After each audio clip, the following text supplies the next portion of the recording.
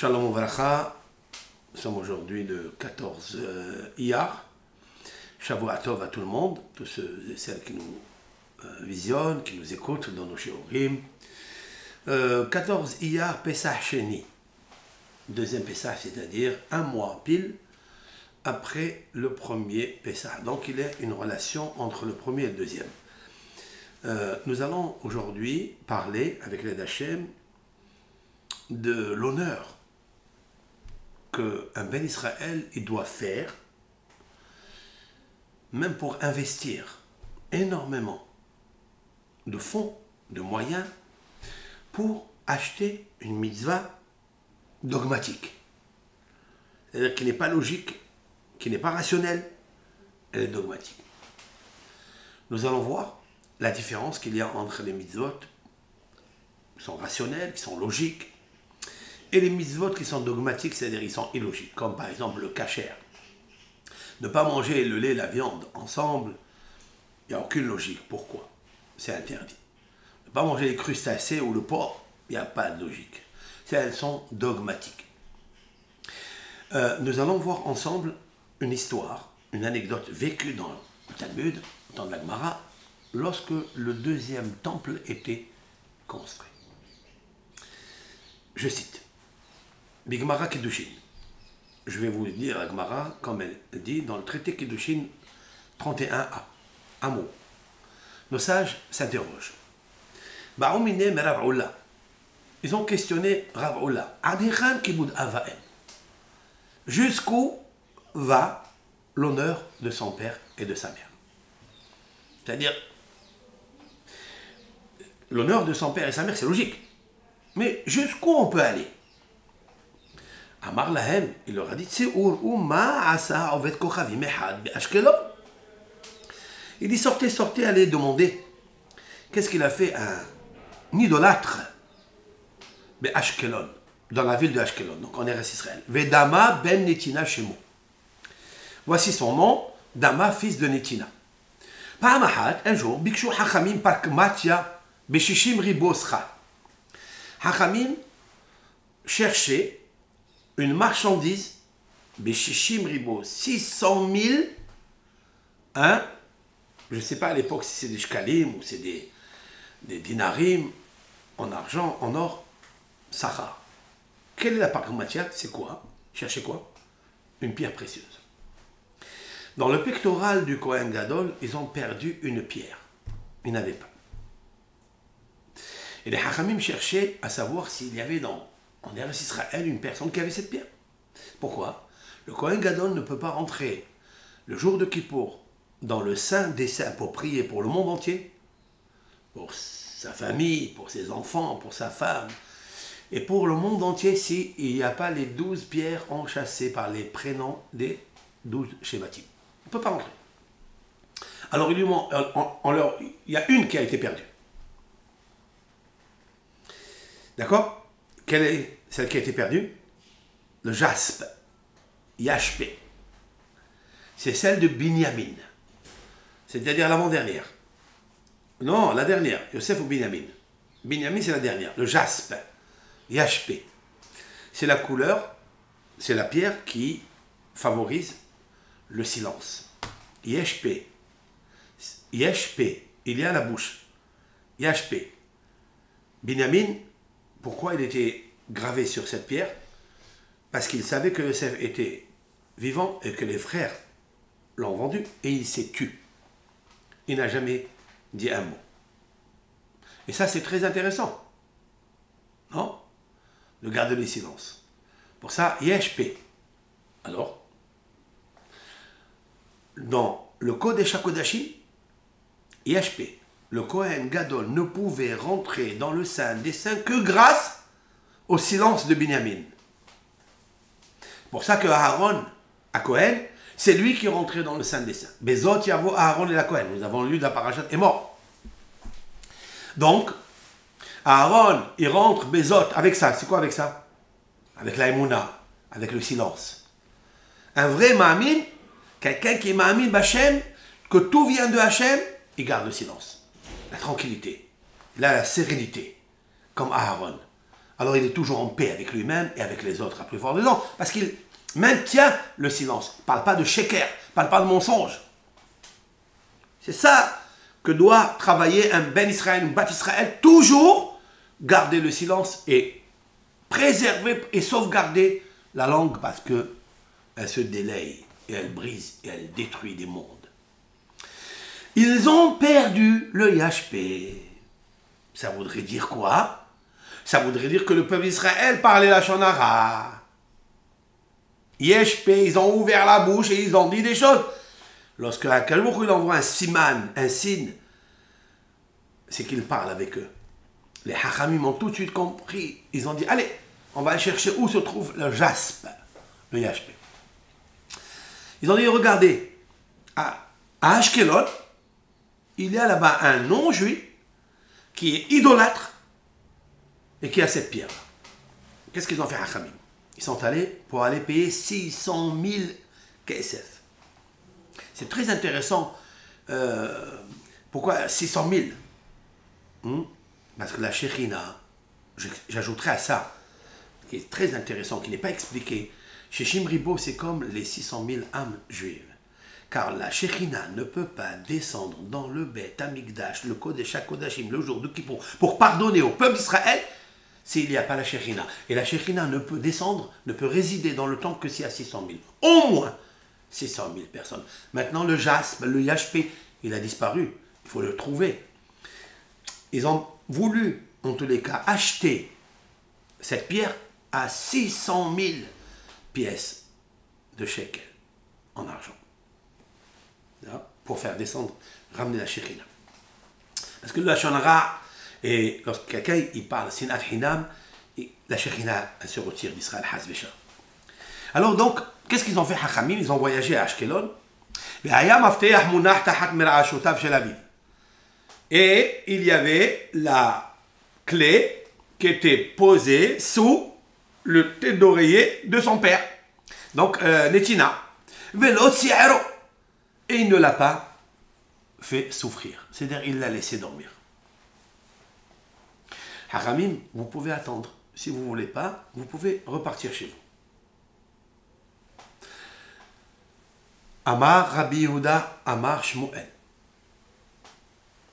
Rabbi Yehuda, au nom de Shmuel, dit Sha'alou et Rabbi Eliezer adechal kibud avaem. Ils ont demandé à Rabbi Eliezer jusqu'où va l'honneur de son père et sa mère. Amar lahem tzihoru ma'asa obed kochavim mehad de Avi ve'Ashkelon. La même chose. Bikshu mimenu hachamim avanim la ephod. Les hachamim ont demandé les avanim, la ephod, c'est-à-dire le jaspe, c'est celui-là. Et comme on ne savait pas qu'est-ce que c'est avanim, regarde, entre parenthèses, yashpé. Beshishim ribo sacha. En haut, c'est marqué marchandise. Là, c'est marqué explicitement le jaspe, yashpé. Voilà, maintenant, j'ai expliqué pourquoi le jaspe, pourquoi yashpé, et pourquoi chez Shimribo. Ça, il n'est pas marqué ici. Rav Kahana, maintenant la bishmonim ribo. Rav Kahana, il dit que, il dit chez Shimribo, c'est-à-dire 600 000, 60 000, et il dit 80 000. 80 000. Pourquoi 80 000? Le chiffre 80. Eh bien, 80, c'est P, le fait. Mais 80, c'est aussi Yesod. Yesod, ça veut dire le Brit Kodesh. Ça va ensemble. Celui qui fait attention à P, il fait attention au Brit Kodesh. 80, Yesod.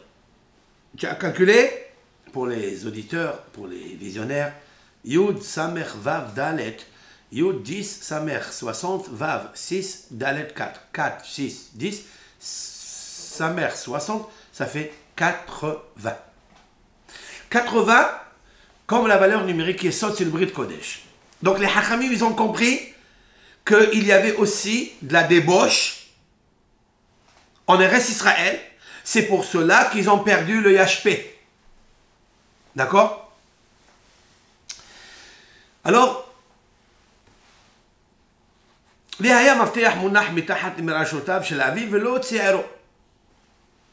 Les Hachamim, ils lui ont demandé, est-ce que tu peux nous vendre? Il dit, mais je ne peux pas prendre ce bijou-là, cette pierre précieuse, pour raison que mon père est en train de dormir et je ne peux pas rentrer dans la chambre à coucher. C'est-à-dire, ils ont mis dans le seuil, chez les goïms, ils sont éduqués à ne pas rentrer dans la chambre à coucher. Chez nous, on rentre et on sort comme on veut.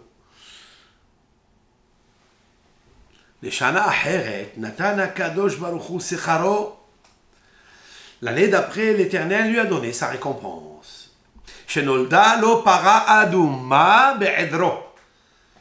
Sa vache, elle a donné une vache rousse dans son troupeau. Les sages d'Israël sont rentrés chez lui pour aller acheter cette vache rousse. Amar lahem, il leur a dit, Yodea ani bachem, je sais, she'im ani mevakesh mikem kol maman sheba'olam atem notnim li. Je sais que cette vache rousse, vous avez besoin pour purifier les impurs, pour entrer au Beth Amikdash. Et si je vous demande l'or du monde, vous me le donnez. Et là, automamon sheifsadti bishvil kavod abba ani mevakesh. Il dit, mais ce que je demande, c'est l'argent que j'ai perdu parce que j'ai fait le kavod de mon père. C'est ça que je vous demande. Ça veut dire quoi? 80 000 ou 60 000. D'accord? Donnez-moi le prix de 60 000. C'est ça que je veux. Ça, c'est intéressant. C'est intéressant. Dans le Talmud de Jérusalem,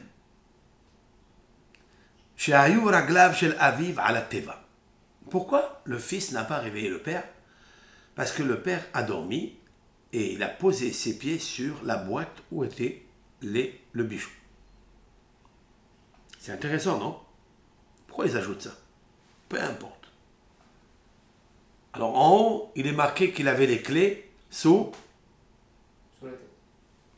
la tête. Dans le Talmud de Jérusalem, il n'est pas marqué comme ça.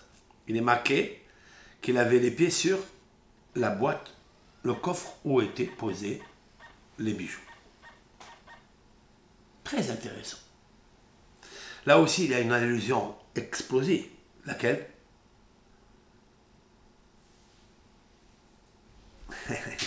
On réfléchit ensemble? Hein? Peut-être qu'il fallait pour monter Non, là on parle de Yom Kippour. On a besoin de la vache rousse pour purifier. Et aussi, oui, aussi, on a besoin aussi de la tête pensante. Un homme, je vais te dire, qu'est-ce qu'il y a? Un homme, il pense, quel est le souci d'un homme, en général? Quel est le souci qu'il y a dans sa tête? Oui, c'est toujours trouver la clé pour ouvrir tous les secrets. Oui ou non? Un homme, il cherche la clé des secrets, la clé du bonheur. Il veut trouver avec sa tête, il réfléchit, c'est normal. Qu'est-ce qu'il fait avec ses pieds? Il court. Une fois qu'un homme, il a conçu un projet juteux, qu'est-ce qu'il fait? Il court avec ses pieds. Oui. Dans le Talmud de Jérusalem, on nous apprend quelque chose d'extraordinaire. Cet homme-là, pour l'honneur de son père, il n'a pas réfléchi ni avec la tête, ni la cour avec les pieds. Les clés étaient posées sous tête d'oreiller de son père. Il aurait pu dire réveiller son père et lui dire, papa, donne-moi les clés, je vais aller vendre la pierre, elle coûte 80 000 euros. Une pierre. Il ne l'a pas fait. Et d'après le Talmud de Jérusalem, les pieds étaient posés sur la... Il aurait dit à papa, il aurait juste posé, déplacer un peu les pieds de son père. Et prendre la boîte et vendre la pièce. Il ne l'a pas fait. Autrement dit que pour l'honneur de son père et de sa mère, qui est très logique, hein, on peut prendre la tête et les pieds et les abandonner. Parce que des fois, j'ai pas le temps de faire Kibbout Avaim. Hein? J'ai pas le temps. Tu peux m'amener ici? Ah, j'ai pas le temps. Les pieds, ils sont fatigués. Ah, je peux pas, je viens d'arriver. Ah, j'arrive pas, je suis occupé, je suis soucieux. Il vient nous apprendre ici quelque chose d'extraordinaire. Ce goy, Adhechan kibud avaem, même si pour gagner de l'argent, que tu penses toute ta journée, penses là, gagner, courir pour aller faire, acheter des marchandises et revendre, etc., il ne l'a pas fait. D'accord? Alors où se trouve la clé du bonheur? Elle doit se trouver sous ton oreiller. Et les pieds sur le coffre, pas au-dessous du coffre. C'est pas le coffre, c'est pas l'argent, c'est pas les pièces, c'est pas les bijoux qui vont te faire courir. C'est tes pieds qui doivent être au-dessus de tout. Voilà ce que l'on peut dire ici. Maintenant, on peut continuer. Hachamim dit Mabai, d'accord? La Gemara elle dit, hein, mais peut-être que cet homme-là, quelle est la preuve qu'il a fait le Kavod Avaim? Peut-être quand ils lui ont demandé 60 000, 80 000, ouais, peut-être qu'il a voulu plus. Peut-être qu'il a voulu monter jusqu'à 200 000. D'accord? Il dit, pourquoi? Parce que lorsque son père il s'est réveillé, ouais, il leur a dit, je vous vends cette pierre au prix que vous m'avez dit au début. C'est tout. Voilà donc la preuve. On continue juste à la fin. Dans le Talmud de Jérusalem, encore il est marqué.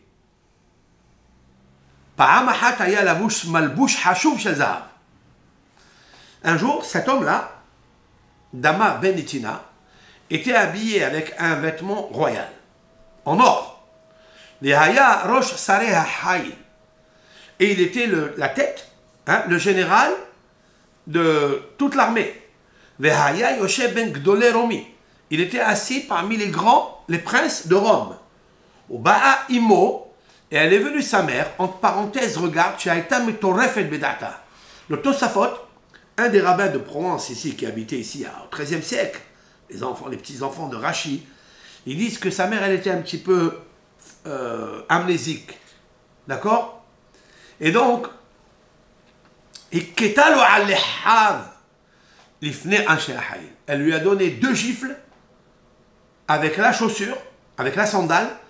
Elle lui a donné 2 gifles, 2 coups de fouet avec la paire de chaussures. Et elle a fait tomber donc la chaussure avec laquelle elle a frappé.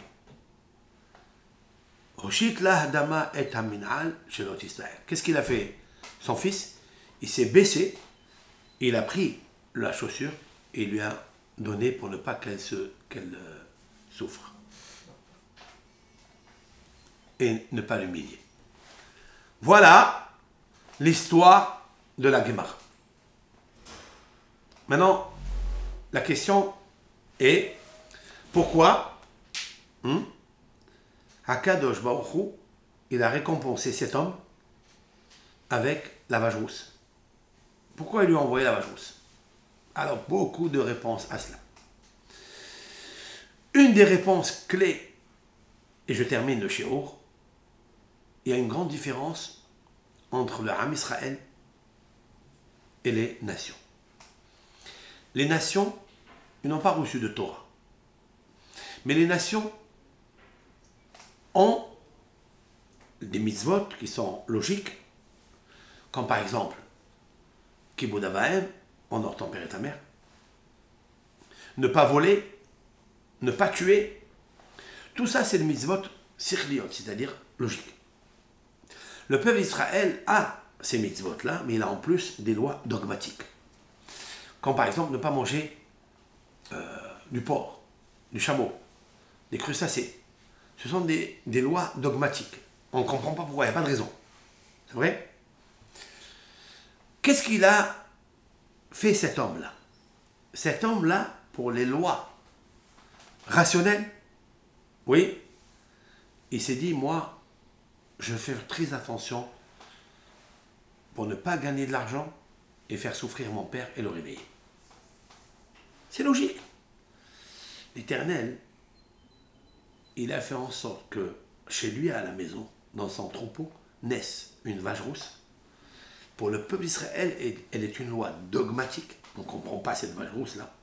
Il faut la brûler, d'abord là.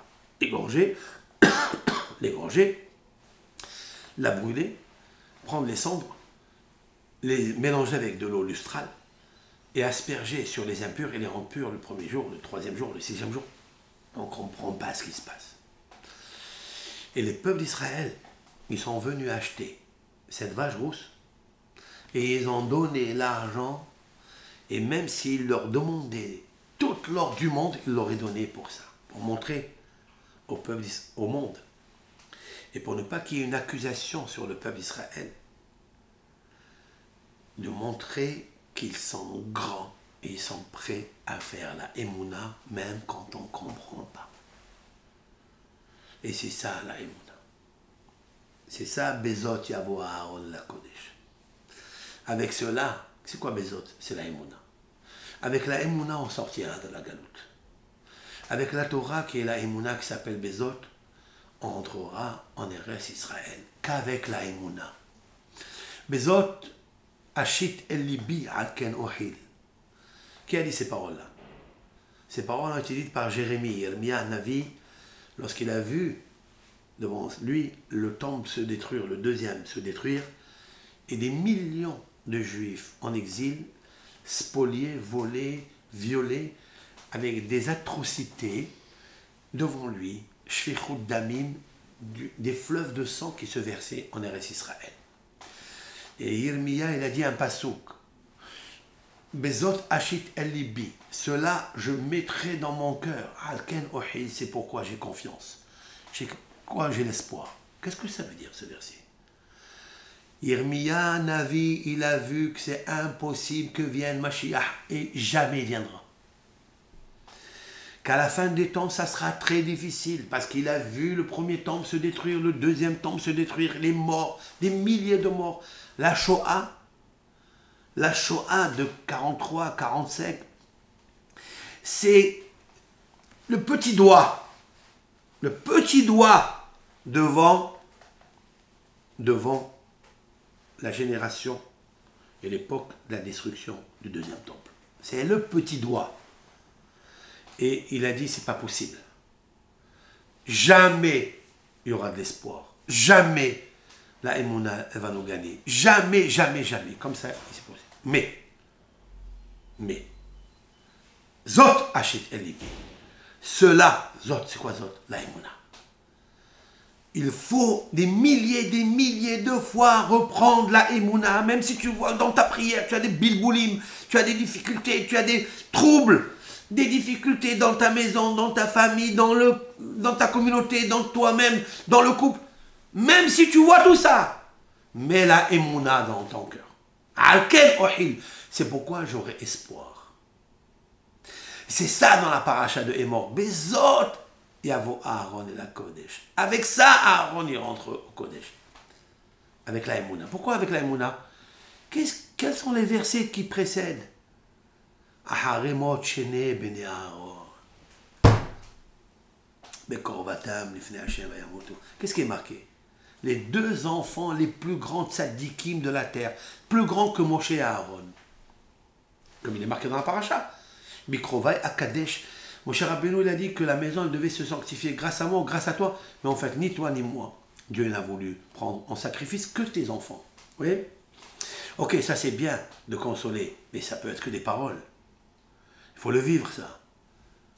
Comment Aaron il va rentrer au Kodesh à Kodesh? Il faut avoir la simha. Quand il voit que ses enfants ils sont morts, ses grands enfants, ses grands tzadikim, il aurait préféré partir à leur place. Oui. Qu'est-ce qu'il a fait Aaron? Il donne à Aaron. Il n'a rien dit. Comment on peut vivre une chose pareille? Bezot. Zot Ashit El Libi. Zot, c'est la Emouna. Zot, c'est la Torah. Zot, c'est la Emouna. La Emouna, même des milliers de fois tu es tombé, tu dois te redresser et tu dois te répéter toute ta vie.